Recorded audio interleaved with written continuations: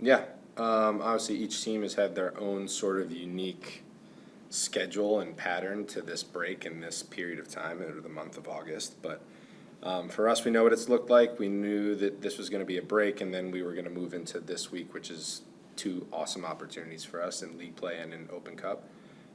And just progressing and continue to do what we do. Nothing really changes for us. Obviously, we're aware of how the month of August felt internally, aside from results, and we know that there's some things that we need to continue to address and improve on. But big picture, we're just happy to get off to a good start as it pertains to the last push of the year before playoffs, knowing that Cincinnati's a team that we know is in the thick of where we want to be and where we are right now. So that's going to be a great matchup, playing in a fun environment, then to come home against Philadelphia, another team that's in a similar vein, and hopefully we could, put together another performance that, extends our time in the Cup. So that's something that we're focused on, obviously, but it's one thing at a time and go from there. Thanks, Dan. Go ahead, Jacob.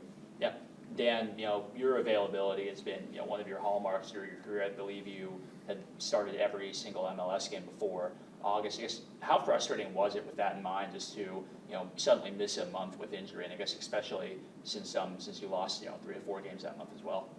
Yeah, it sucks. Part of the game, part of the life, part of the job, obviously.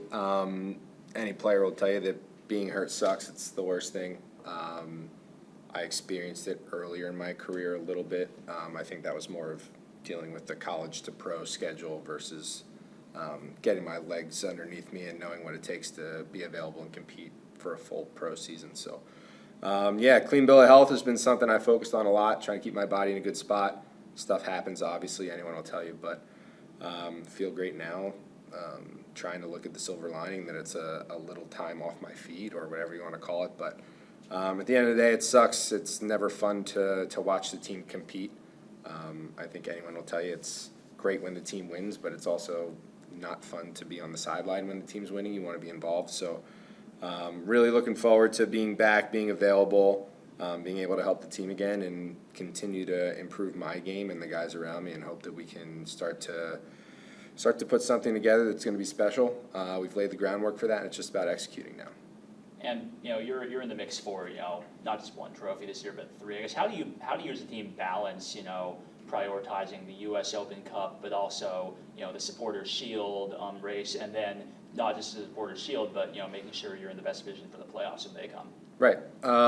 It's a good question, and thankfully, as a player, I don't have to worry about that at all. I leave that to the powers that be that sort of determine how we navigate that exactly. But as one of the guys that's being tasked to put on the shirt and roll out there, anytime you do, it's super simple. Just win the game and try to play and perform to your own individual standards and to uphold your role as far as how the group competes. So being able to accomplish that is really the main focus, no matter what the format, the tournament, the context. Everything stays the same. We want to play like Nashville. We want to continue to up the ante as it pertains to that. But as a player, just really excited to be in the mix. Like you said, a lot of really cool, exciting accomplishments are still ahead of us, and we're in the mix for. I don't think we'll get there by doing anything different than what we've been doing. Just fine-tuning it and making sure that we're confident come a really important and fun time of the season. Ben? Yeah, kind of similar to what Jacob just asked. Obviously, it's a 2 huge MLS fixtures kind of at the top of the table, and then an Open Cup semifinal. Yeah. Feels like a pretty pivotal week, and there's kind of a narrative going around and I guess myself and others in the media are responsible for that, but just how important of a week it is for you guys.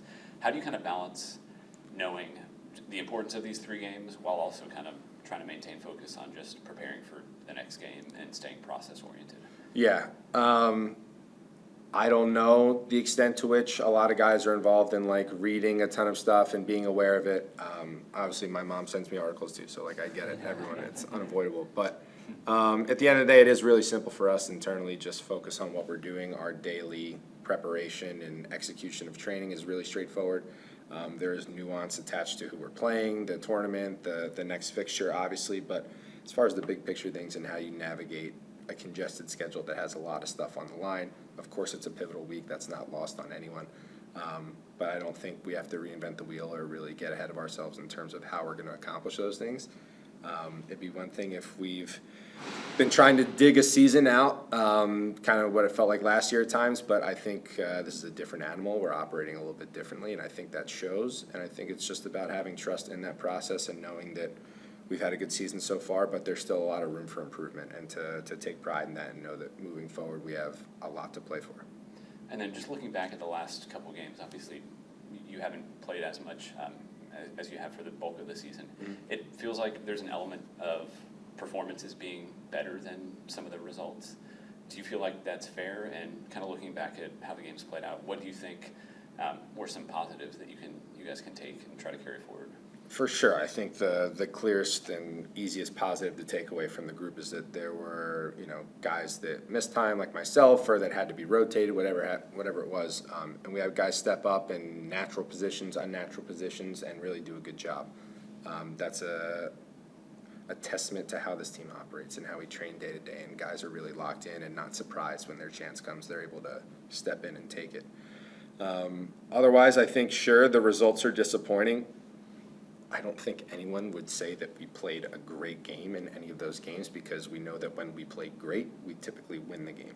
So I don't think that's an illusion that we're under. But I do think when you look at the details and you break it down, the metrics, the data that we use to evaluate our own play, I think there was still a lot of good within these games. I don't think we were extremely far off the mark in a lot of those metrics, but at the same time, it's an old adage of the game, you got to be good in both boxes. It doesn't really matter what happens in between. And so I think finding that balance is important. I think the Atlanta game is a perfect example of that. Just, playing a reasonably good game, limiting an opponent, defensive set piece, having chances to score and not converting.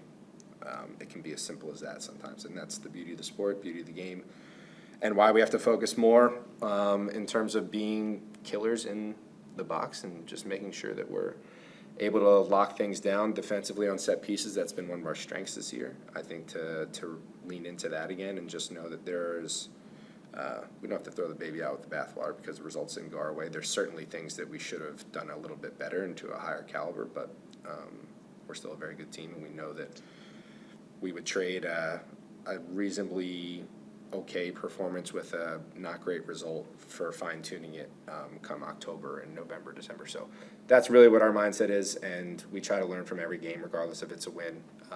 We learned a lot from that Orlando game, and that was a dominant performance. So every game, learn something, move on, get better, and that's the process. Dan, what you've seen on the Cincinnati team? Well, credit to them. They've been consistent for a number of years now in terms of their place in the Eastern Conference and within the league. That's not by mistake. They have consistency in their lineup, the way they play. They've added guys, having Acosta leave and then Evander show up, who's been special and a lot of fun to watch.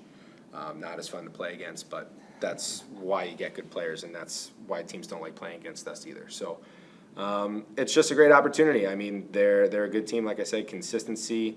They don't give up a ton of set piece goals, I don't think. I think they're pretty good at getting first contact on their offensive set pieces, which is something they're pretty good at.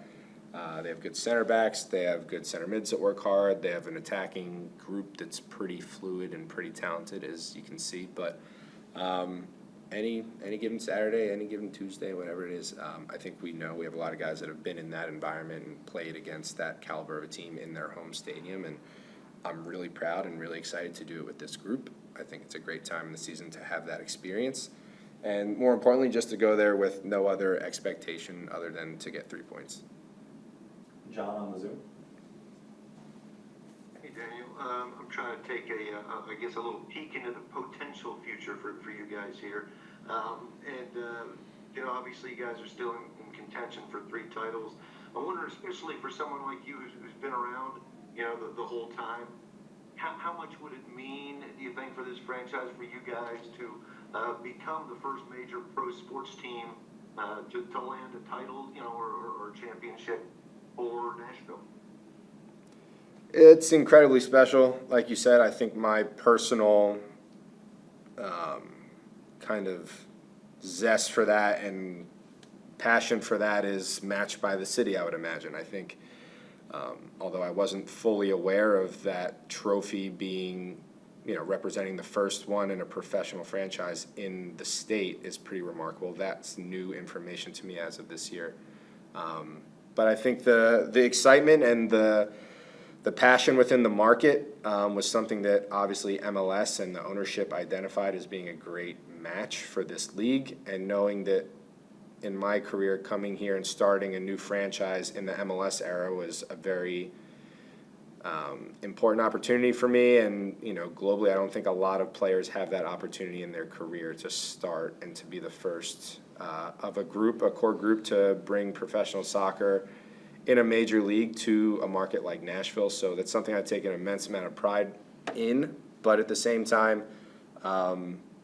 it's just the progression. I'm really happy we're having this conversation after all these years, that we're talking about trophies, we're talking about being in the running for 3 different trophies, and the magnitude of that is obviously really fun and exciting to think about. We're not just happy to participate or to be a part of a team or an organization that's overachieving expectations. I think that got old for everyone.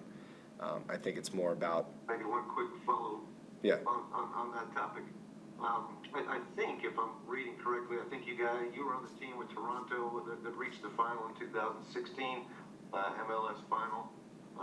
And just wondering, I know it was a while ago, but maybe just simply reaching the final that year, I wonder what that did for a market, that probably didn't have a deep soccer tradition. Sure, it was huge. Definitely. I think in 2014 when I was drafted there, it was the same year with Michael Bradley, Jermaine Defoe, Dwayne De Rosario, Julio Cesar was the goalie. I think it was the most exciting, quote-unquote, offseason in MLS history other than the Beckham stuff. It was just representative of a transformation of a club within a market that, like you said, hadn't had a ton of success in the league yet. So that was pretty special. That's an experience that I, cherish, just to see how we were able to progress and make it to the final. And the next year, the club was able to win the championship. So that being said, sure, there are some similarities here relative to the market, and for us to sort of come up and basically capitalize on how much love and attention we do get in this market, which is Nashville. But technically speaking, these are 2 very different teams and organizations and how they function. And sure, there are some things that hold true and are representative of championship teams and getting that far in the postseason, but we have a totally different version of it here, and I think, quite honestly, it's a little bit more sustainable what we've built here and what we're working towards. So I'm really excited to be able to compete at that level, and to know that we have a group to do it. Blair? Yeah, Dan, just on Cincinnati, you've obviously played against them a good bit with Nashville SC. There's been a few different matches. You were on the pitch for the 6-3 match a few years back in Cincinnati. Some of the Nashville fans view this as a rivalry, maybe some Cincinnati fans. For the players, for you, is it any different playing Cincinnati, or is it just another Eastern Conference game for you coming up? I think the rivalry stuff is more of an external thing. I understand it. I don't know if we're certainly aware of it as players, but this will sound bad, but I don't like any team that we play against. I think that helps. But at the end of the day, it's a team that is in and around us in the standings. We know that they've been sort of a beacon of consistency and high performance within the league and the conference over the last few years. That's something that we acknowledge, we respect, but we also know that we're part of that conversation as well, and we're just really excited to compete against them. There's some history there in terms of exciting games, home, away, but the most recent memory I have is the game we played at home against them earlier this year, which a lot of us are still sick about.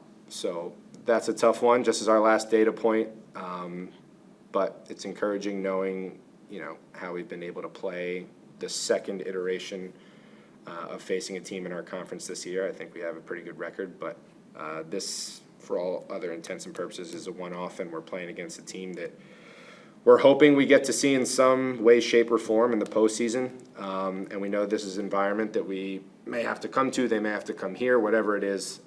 It'll be two good teams competing, and that's what we're here to do, so it's exciting. And on a lighter note, recently, Dax McCarty was on a local soccer show, and he was asked if there was one former teammate that would get him an out in baseball. He had to pick one, and he picked you based on your performance in the end of year Nashville SC party game, slash ball. So any comments on that? Anything for Dax there? So the beginning part, he's saying I'm a good baseball player, is that what I'm gathering? He said you're a pretty athletic guy. I'm Okay. quoting him directly. All right, that's fair, I'll take that, thank you, Dax. Certainly more athletic than him, I'll end it with that. Not the highest bar, I threw a Frisbee to him one time, and he has a scar to show for it. It looks like the Harry Potter thing on his chest. That's a mailbox, by the way. Yeah, I don't know, I played a lot of sports. Dax didn't, seemed like he specialized pretty early, and he has to face the consequences of that, so. I appreciate the comment though, Daxie. All right, thanks so much, Dan. Thanks, guys. We'll see Thanks, everyone. guys.